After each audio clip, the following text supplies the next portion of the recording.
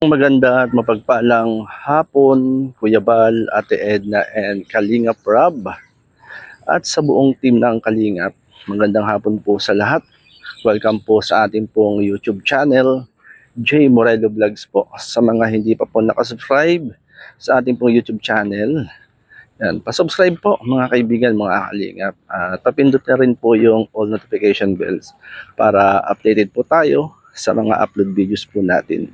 At sa hapong ito mga Kalingap ay muli po natin papasyalan si Kuya Lawrence, yung estudyante po na kung saan ay nakilala po natin dito at sobrang sipag.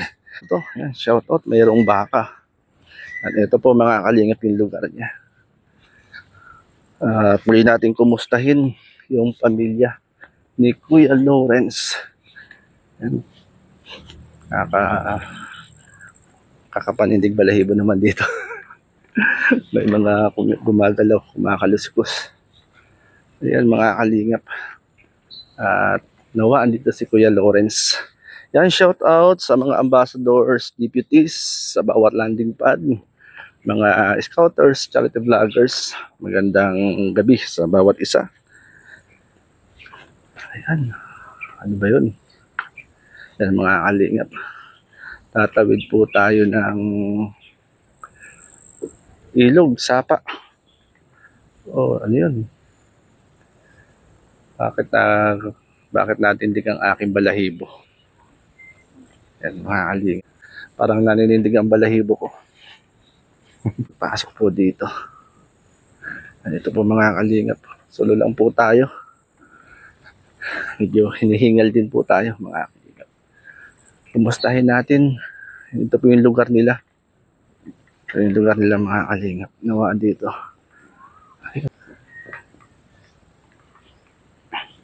Kao po!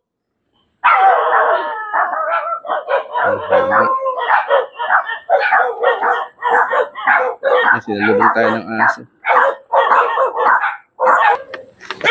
Magandang hapon po! Magandang hapon.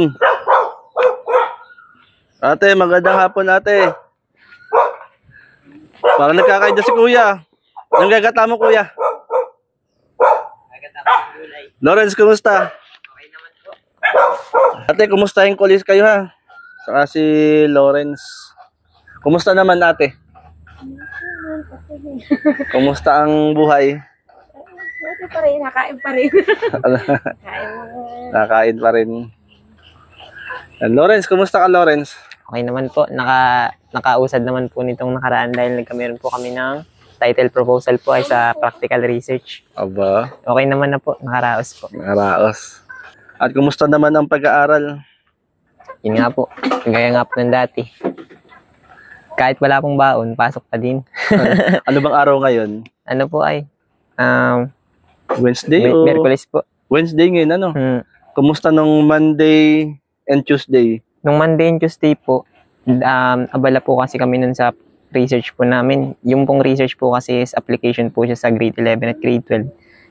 Alam naman po yung mga kabataan. Gawa sa grupo po namin, ako po yung leader po nila. Kaya nito pong Lunes at Martes, yun po talaga yung pinagpukusan ko yung title defense po namin. Gawa nag-ano? Opo. Gawa ng i-defense po namin yun sa aming pong teacher advisor. Tapos na? Nakaraos po. Na-defense naman? Na-defense po. Ay, congrats! Opo. At kumusta naman nung Monday? May almusal ba? Anong almusal mo nung Monday? Anong Monday naman po ay medyo po may patama si pinalag Papa. Po si Papa nung linggo.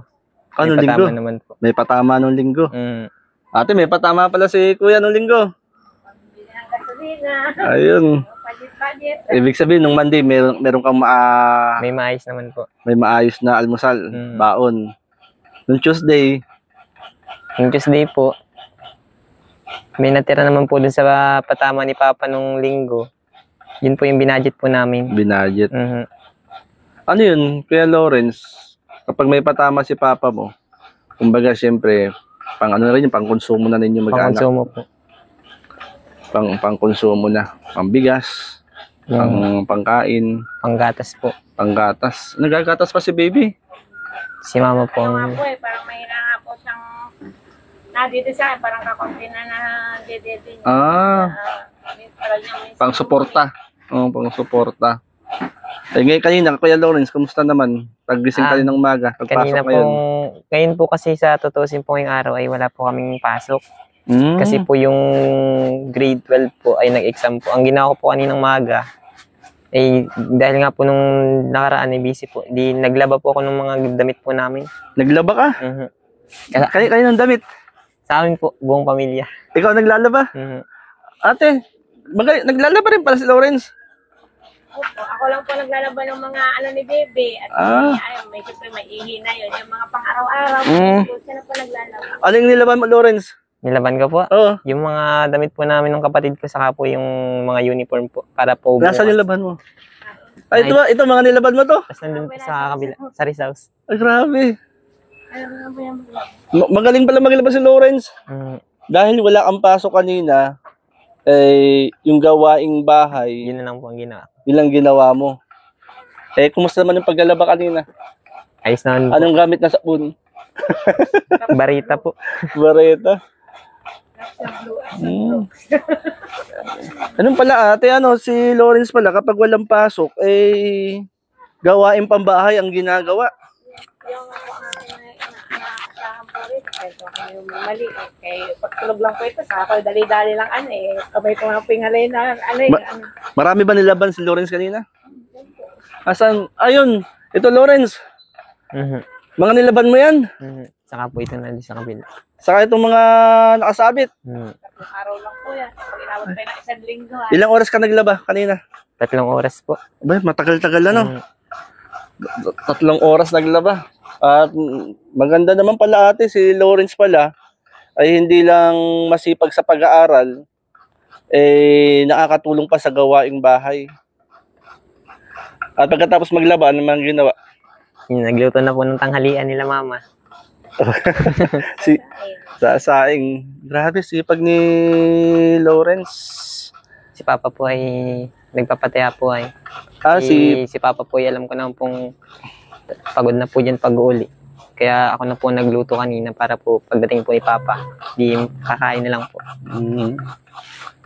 Yun pala.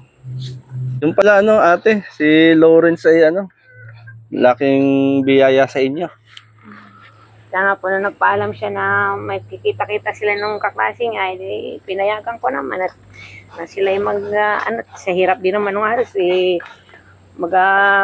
isang buwan at kalahati sila nagpapakapuyat. Puyat po sa practical research. Practical research. Manghiram ng laptop, kung saan may bakante, kikipag-anuhan sila, makahiram lang. Ibig sabihin pala ate, Lawrence, na papa mo ay wala ngayon dito, Nagpapataya po. Nagpapataya siya. Nauwi ng gapoy po ay mga 6:40 po, mga alas 7. Bakit mo na, Lawrence, bilang isang anak, at siyempre nag-aaral, okay lang sa'yo na yung mga, kasi bihira sa mga kabataan, naglalabay. Okay lang po yun. Gawa ng, intindi ko naman po yung sitwasyon nila mama at papa, na marunong naman po talaga ako maglaba. Kaya, anong grade ka natutong maglaba? Sa tutusin po, ay grade 1 pa lang po ako. Ako pinaglalaban na. Grabe, grade 1 pa lang ate? Kumbaga laking tulong sa inyo si Lawrence, Grade 1 pa lang. Kasi po ako dati nung buhay, marami po kasi nangyari dito sa amin. Nung buhay pa yung lolo ko, ako po yung nagtitinda ng mga gulay. Nagtitinda? Yung si lolo yung malakas pa noon. Kaya naiiwan ko rin. Kaya pagsapala rin kang magnakula ko. Kaya natuto na. Nung wala na si lolo. Sunod-sunod na ako ang namin. Nung mawala si lolo, wala pang 1 taon. Yung namang anak kong magdadalawang taon na ngayong patay. Namatayan ka ng anak? Babae po. Ilang taon? 3 months po. 3 months. Sa sunod ng kaya sabi ko, alam naman nila, kaya sabi nga ni Lawrence, huwag akong panghinaan kasi nandiyan pa naman sila. Kaya nga, ito nga yung binalik sa amin si Baby. After 7 months, 11 months, ito, ibalik ko si Baby ko. Ibig sabihin pala, Lawrence, namatayan ka pala ng kapatid. Opo. Yun nga po, nung grade 9 po ako noon, graduation po namin, nung aakit po ako sa stage, Meron naman po akong medal nun, kaya po hindi po nakatin sila mama dahil nga po nasa ospital po yung kapatid ko nun. May, kung pala ate, malungkot pala nangyari sa buhay niyo. Kaya ito, mga pangarap ko na maano yung bahay namin. Tapos yun, ano yung lolo ko. Tapos wala pang isang taon. Ang bunso ko. Naman pinagbubuntis ko yung bibi ko ngayon nga. Napatay nga si lolo. Kaya kami nagkabuhan. Yun pala, no? Kumbaga sabi nga, wala namang pagsubok na nanatili. Ang mahalaga, nagpapakatatag. Sabi nito, sabi, mama, nandito naman ako. Kami ng mga anak mo, dalawa pa kami.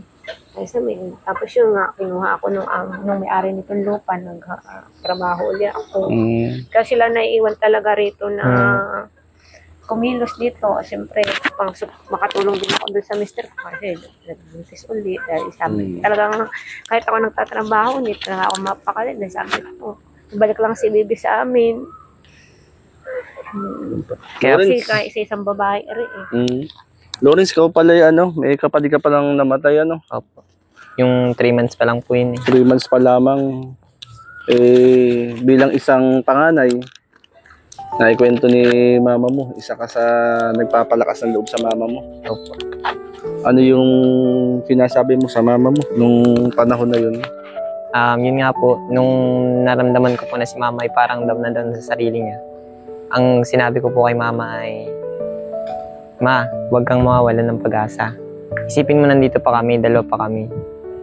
Na siguro hindi talaga para sa atin yung kapatid po namin yun. Pero sabi ko po sa kanya na hindi po doon natatapos ang lahat. Nandito pa po kami ng mga anak niya na gagabay po sa kanya. Yun po yung sinabi ko sa kanya ng araw. Kasi po, ramdam ko po nung namatay po yung kapatid ko. Na parang down na po si mama sa lahat. Pero sabi ko po, hindi po doon natatapos ang lahat. Nandito pa po kami magkapatid na anak din po niya. Yun po. Bakit mo na isipang banggitin yung sa mama mo? Nabanggit ko po yun kay mama dahil nga po, Nag-aalala ka rin. concern din po. Gawa ng, inisip ko po, kung sakaling pong magpadala dun si mama, paano din po kami na mga anak niya? Siguro, siyempre si mama din po yung nagpapalakas din po sa amin eh. Kumbaga po si mama din po yung nagagabay. So kung magpapadala po din si mama at panghihinaan siya ng loob, hindi rin po siguro kami makakapag-aral ng ganito. Dahil nung time po na yun is nung naramdaman ko rin po na nabuhayin po dun si mama eh. Kaya po siguro si mama ay pumasok po ulit ng trabaho.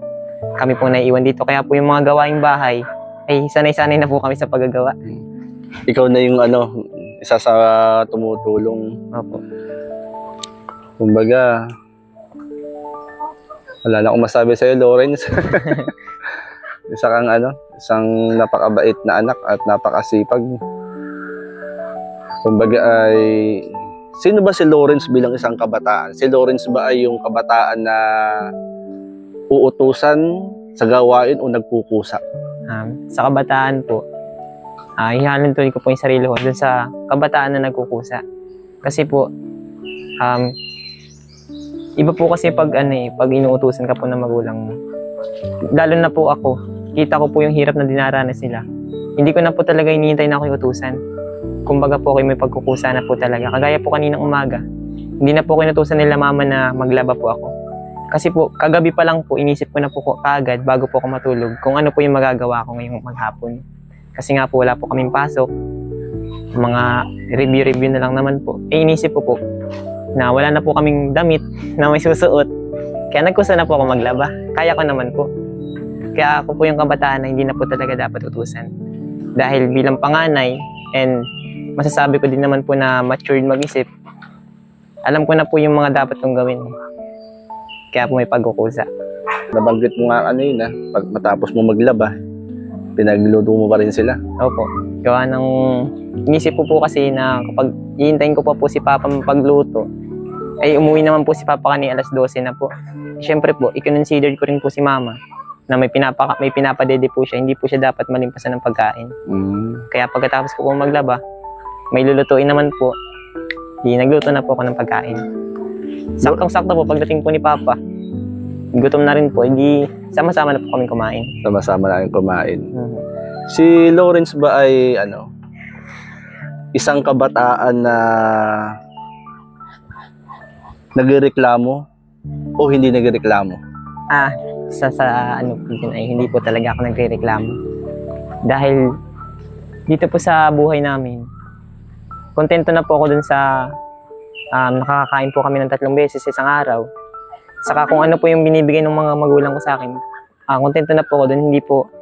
Ni minsan hindi po nakarinig sa akin mga na ako po yung nagrereklamo. Kasi po, ramdam ko din naman po yung pagod nila eh. Kaya instead po na magreklamo, nagawa na lang po ako. Then, tinatanggap ko naman po yun. Kaya nga po, pinagpupukusan ko na lang po yung pag-aaral ko para pagdating po ng panahon, yung masuklian ko po yung paghihirap nila na nararanasan ko din naman po ngayon. Lawrence, paano mo na ipagsasabay yan? Paano mo na pagsasabay yung gawaing bahay, pag-aaral, pagtulong sa magulang? Paano mo siya napagsasabay gawin? Ano lang po, time management po. Kumbaga po ay pina-priority ko po yung mas importante. May time po ako sa pag-aaral. Halimbawa po, sa umaga, gawaing bahay po muna. Pag Sabado at Linggo po. Pagdating po ng hapon, saka po ako doon nag-aaral. Pero kapag po kinakailangan po talagang gumawa, sasantabi ko po muna kasi po, mas priority ko po talaga yung gawaing bahay. Halimbawa po si Mama, mayroon pong pinapagawa na pagtatabo. So, isasantabi ko po muna. Magtatabo po muna ako bago magpatuloy ulit sa paggagawa po ng halimbawa po mga project, assignment. Ano yun, kumbaga, siyempre, nagagawa ka ng assignment mo para sa school, tapos bigla kang nakisuyo, inutusan ka ng magulang mo. Hindi ka naman yung parang... Hindi naman po. May ginagawa ako. Hindi po. Kasi po ay... Hindi niya po kasi natapos yung kanyang sa gabi, naagising po yun ng madali. Ganun po ang ginagawa ko. Halimbawa po ay... Kasi yan po rin ay itinuro ko sa kanya na lalo pag i-exam, ito madaling araw mag-read. Yun pala, Lawrence, na sabi ni mama mo, kapag hindi mo natapos ng gabi, madaling araw po. Gigising po ako ng mga alas 2, alas 3. Doon ko po pinagpapatuloy. Katabi lang yung po lamisa, katabi ng lutuan ka, habang po yan nagsasaing, nagsusulat po yan. habang nagluluto ka, nag-aaral ka, nagsusulat ka. Yan po rin yung tinuro ko sa kanyang technique kasi dati po nung ako nag-aaral din, gayon din po ako. Kumbaga, Lawrence, isa kang kabataan na dapat na huwaran. Na iba, hindi sarili din niya na para siya makapasa. Kung gusto mo makapasa, dapat pagsisikapan. Kung gusto mo ito ay ganyan ka na lang, ay hindi ka ayun naman ang ko sa kanya. Anong gusto mong maabot, pagsikapan mo. Ayun. Ako naman walang inaano sa kanya kung ano man mag-judge na. Basta sabi ko, kung saan ka masaya. Ayun. Masaya ka naman sa ginagawa mo. Ayun, Lawrence, kumbaga ay nabanggit mo nga, time management. Gaano kahalaga ang time management? Yun po talaga yung isa po dun sa mga tinuro sa amin nung teacher po namin eh. Kasi po, ang sinabi po sa amin, ayon nga po sa kasabihan na time is gold. Mahalaga po talaga yung bawat sandali or mga bawat oras na lumilipas na hindi po natin dapat sayangin. Kaya nga po sabi ko, hindi po dapat natin sayangin yung pagkakataon na mayroon pa pong mga nagpapaaral sa atin. Kasi nga po, yung ano po na yun, isamantalahin po natin yung opportunity. Then, sabi nga po ng teacher namin, natutunan ko po sa kanila, na dapat po sa buhay, hindi ka lamang po nakapokus sa isang bagay. Dapat po balanse. Nagagampanan mo po yung responsibilidad mo bilang isang anak, bilang isang estudyante, bilang isang leader. Kasi nga po, may obligasyon po ako sa paaral namin sa Onggo National High School. Kasalukuyan po ako ng SSLD President na ganun po talaga yung ginagawa ko, time management. Gusto ko pong nagagampanan yung obligasyon ko bilang anak nila mama, makatulong sa mga gawaing bahay. Gusto ko pong magampanan yung responsibility ko bilang isang estudyante na makapag-aral and magampanan ko yung responsibility ko bilang SSLG President ng aming pong paaralan.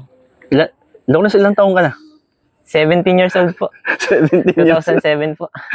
Kailan birthday mo? December 24 po. 17 years old ka lang ngayon. Pero grabe yung yung tawag dito na naka-mindset sa iyo, nakaset sa iyong isipan na time management. Time management. Malaking bagay yan. Kasi po kapag nag-focus ka lang po sa isang bagay, halimbawa po, magpo-focus lang po ako dun sa pag-aaral, hindi po ko tutulong sa mga gawaing bahay. Iniisip ko na po yung kung ano yung magiging outcome sa akin. Na nag-aaral nga po ako na nag-aaral. Paano naman po sila mama? Paano po pag wala pong gumawa dito sa gawaing bahay? Yung lalo na po yung paglalaba. Kung lagi lang po ako nag-focus na sa pag-aaral. Siyempre po, hindi rin po ako makapasok ng may uniforme. Oo. Kaya nga po. Then, yung isa pa po, hindi po ako magiging SSLG president kung hindi rin po ako sinuportahan ng mga mag-aaral, estudyante sa Onggo National High School. Kung magpo-focus lang po ako sa pag-aaral para sa sarili ko lang, na aral lang ng aral para sa sarili ko, paano po yung boto na binigay po nila sa akin? Paano po yung inaasahan nila na gagawin kong project? Paano po yung inaasahan nila na magiging action ko sa mga problems sa school namin? Kaya po, yun yung tumatak sa isip ko na dapat po balance magagampanan ko po siya lahat. Nagpa-function po dapat lahat. Hindi po dapat mag-focus sa isa. Kaya po, time is gold. Time management po talaga. Nabanggit mo kanina na grade 1 ka pa lamang ay naglalaba ka na. Opo, dahil nga po si mama nung grade 1 po ako, ang racket po ni mama ay magtinda, ng mga daranghita, mga tanim-tanim po dito. Ako po naiwan dito sa bahay, kami po ng kapatid. Anong klase yung paglalabang ginagawa? Ba sa laba? Anong dati po? Sabi po ni mama, di kusot-kusot po, brush-brush. Hanggat mawala po yung dumi. Pag wala na pong dumi, okay na po. Pero time to time po, dahil nga po lagi naglalaba, nagkakamera naman po ng kung ano, parang nade-develop naman po yung skills ko paglalaba. Hanggang ngayon po. Kung nung dati po sa paglalaba, inabot po ako ng mga 5 oras. Dahil dati po talaga hirap na hirap ako paglalaba dahil mahirap po talaga magkusot, magmano-mano po. Pero ngayon pong malaki na, di Okay na. kaya na po. Ako naman, Lawrence, naglaba ako ng sarili kong damit ay grade 3 ako. Grade 3. Ikaw naman ay grade 1. Grade ano? 1 po. Ako grade 3. Aywan ko, di ko alam kung anong klaseng paglalaba ginawa ko noon. Grade 3 ako, natandaan ko, doon ako umpisa naglaba. Ganun pa man, Lawrence, kagaya ngayon, nabanggit mo nga sa akin nung nakaraan, si Lawrence ay bahay at school lamang. Opo, school bahay po. Ba't hindi mo naisipang yung makipagbarkada sa labas? Ako naman po ay marunong din naman po makisama. Pero hindi po talaga yung totally na makikipagbarkada po sa inuman, sa galaan. Sa totoo lang po na labas din po ako dito sa bahay. Pero for educational purpose po. Halimbawa po yung mag-shooting. Kasi po, most sa pag-shooting po namin is hindi po talaga nawawala yung obligasyon ko bilang director Marami na po akong nagawang mga videos namin na nakakuha naman po ng mataas na marka na ako po yung nagsilbing director. Kaya po, nung time po na yun, nagpapaalam lang po kay mama na pupunta po ako, may shooting po kami. Pahig naman po si mama. Si mama naman po yung tao na hindi po masyadong mahigpit. Hindi naman po masyadong pabaya. Supportive din po. Kaya po pag minsan, yun po, umalis po ako ng bahay pag po talaga may purpose po na education. Pero yung aalis po ng bahay na makikipag-inuman, makikipagbarkada, galaan, hindi po. Talagang bahay, school lamang talaga. Opo. Saka lumalabas ka para sa educational purpose. Opo. At marami pa tayong mapagkukwentuhan, Lawrence. Opo. At siguro, hindi lang ito. Okay lang ba? Okay lang po. Sa mga darating na panahon, kwentuhan ulit tayo, kumustahan ulit tayo. Kailan na bakasyon mo nga pala? Ang graduation po namin ay April 15 po. April 15, Opo. ang graduation ninyo. Opo. Kumusta naman ang pangailangan sa school ngayon? Yun nga po. Dahil nga po sa estado namin sa buhay, yun nga po minsan napasok po ako ng walang baon. Pag sa pangailangan po sa school, sa mga ambagan, nakakapagbigay lang po ako pag mayroon pong katama talaga si Papa. Pag sa mga gamit naman po sa school, syempre po yung pagiging mabait ko po sa mga classmate ko, nakakadiskarte po, nakakahingi ng mga papel, mga ballpen, nakakahiram naman po. Kumbaga, ikaw friendly ka naman. Opo. Kalimitan naman po kailangan namin sa school, yung mga Manila papers, sa mga reporting. Ang ginagawa naman po namin kapag nagre-report ay pinag-aambagan ko po yung mga classmate ko. Kumbaga po, ako po talaga yung utak. Ako po yung gumagawa. Pero binibigyan ko pa rin naman po sila ng mga tasks, mga gagawin po nila sa report. Leader ka talaga. Leader po talaga. Lawrence, kagaya na nabanggit ko kanina, marami pa tayong mapagkukwentuhan. Si ate. Ate, pinagpala ka sa iyong anak. Naniniwala ka, pinagpala ka sa iyong anak? At syempre, pinagpala rin si Lawrence sa kanyang mga magulang. Opo. Yan, Lawrence, ngayon ay March, anong ba ngayon? March 19 po. March 19. Yan, Lawrence, meron tayong kaibigan na panood yung interview ko sa inyong mag-ina nung nakaraan. Opo. Kaya bumalik ako dito. Yan si Ma'am Bebpri and Ma'am Eddie Wow. Mga tao na kung saan ay ang puso ay tumutulong. Yan, nais lang niyang magbigay ng ano ko ba ng blessing sa iyo.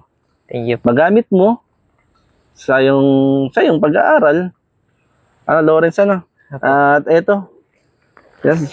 Ngayon pala, Bebpri and Ma'am Eddie Wow, marami pong salamat. Ano po? At si Lawrence po ay binahaginan niyo po ng blessing. Ibigay sina Ma'am Bebpri and Ma'am Eddie Wow. Thank you so much Yan, po. tanggapin mo yan. Thank you po. 1,000 pesos. Okay na ba yan? Okay po, malaking bagay na po ito. Ano lagay mo sa 1,000 pesos? Unang-una po, dahil nga po graduation po namin, ibibili ko po ito nung unang-una po yung research po namin is kailangan po ng pagpapaprint. Kaya ipagpapaprint ko po muna. Tapos po yung the rest po dito. Dahil wala naman po talaga akong kasiguraduhan kung sa mga susunod po na araw ay meron po akong baon.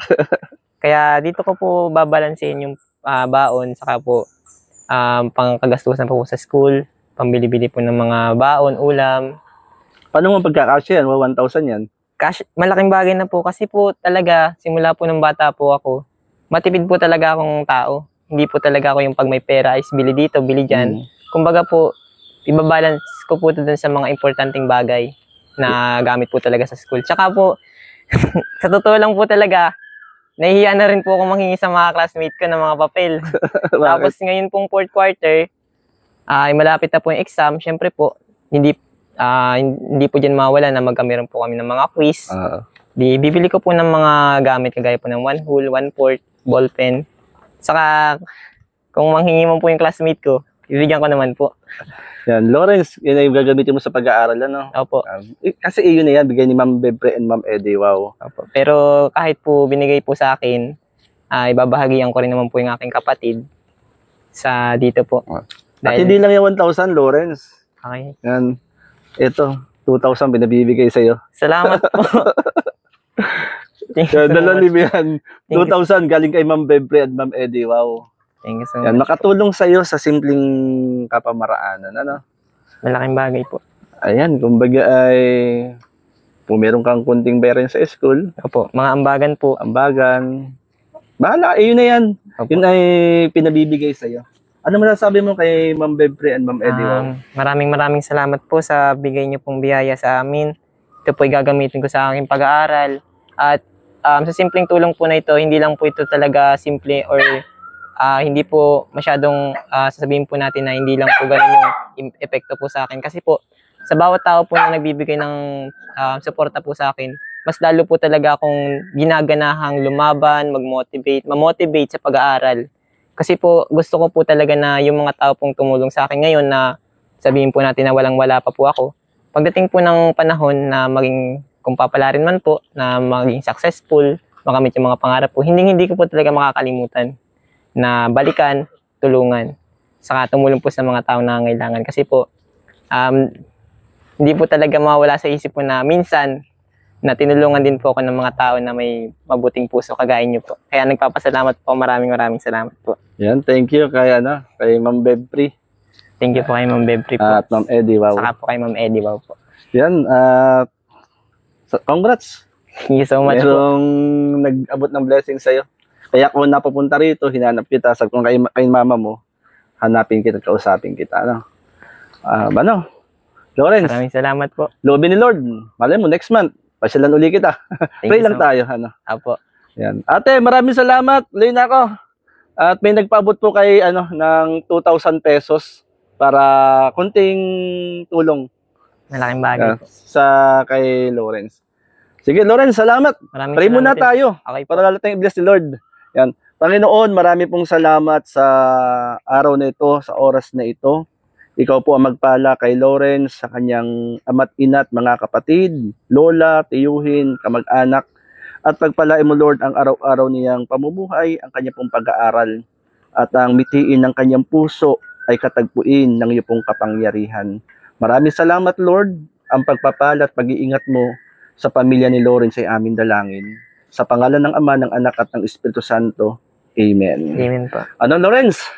Maraming salamat. Magandang gabi sa'yo. Apo. At congrats sa'yo. Apo. God bless. Salamat. Thank you din po. Nga, marami po salamat. Magandang gabi po. Yan po si Lawrence. Sa likod po natin, inhatid po tayo. Yan. Salamat po muli, Ma'am Bebfre and Ma'am Eddie. Wow. Sa blessing na sinare niyo po kay Lawrence. Shoutout po kina Tita Inday PB, Ate Roldo Mondon, Ma'am MBHR, Ate Levin. Magandang gabi.